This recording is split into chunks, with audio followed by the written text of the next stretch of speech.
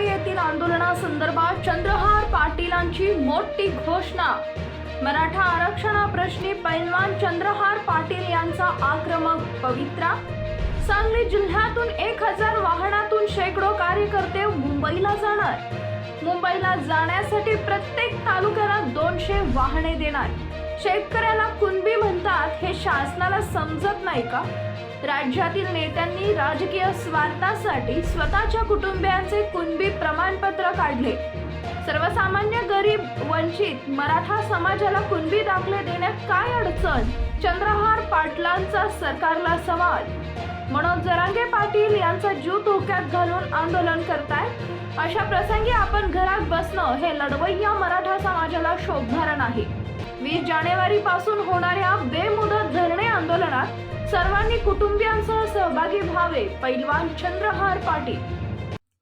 मराठा आरक्षणासाठी निकराची लढाई लढणाऱ्या मनोज जरांगे पाटील यांच्या मुंबई येथील आंदोलनात सहभागी होण्यासाठी सांगली जिल्ह्यातील तब्बल 1000 वाहनातून कार्यकर्ते मुंबईला नेणार असल्याची घोषणा डबल महाराष्ट्र केसरी पैलवान चंद्रहार पाटील युथ फाउंडेशनचे पैलवान चंद्रहार पाटील यांनी केली आहे।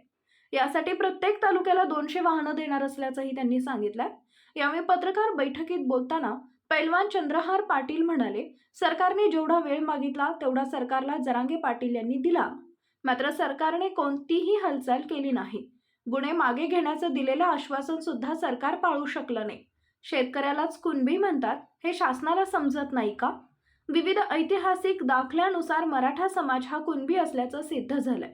महाराष्ट्रातल्या विविध राजकीय नेत्यांनी आपल्या राजकीय स्वार्थासाठी स्वतःच्या कुटुंबियांचे कुणबी प्रमाणपत्र काढलंय।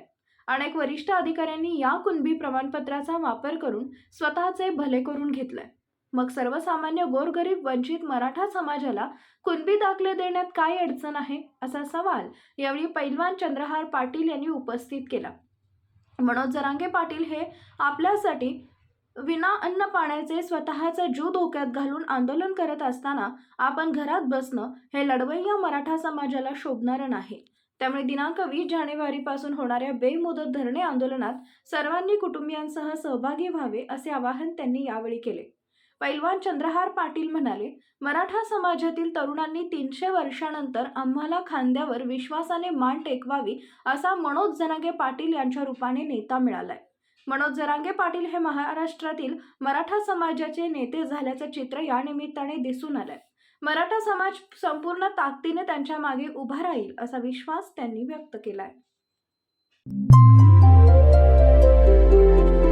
नवीन घडामोडींसाठी युवा पर्व न्यूजला सबस्क्राईब करा आणि बेल आयकॉन क्लिक करा। संपादक हसन तांबोळी 84 59 60 50 47। उपसंपादक प्रतिभा रणजित नलवडे। कार्यकारी संपादक त्रिवेणी माने।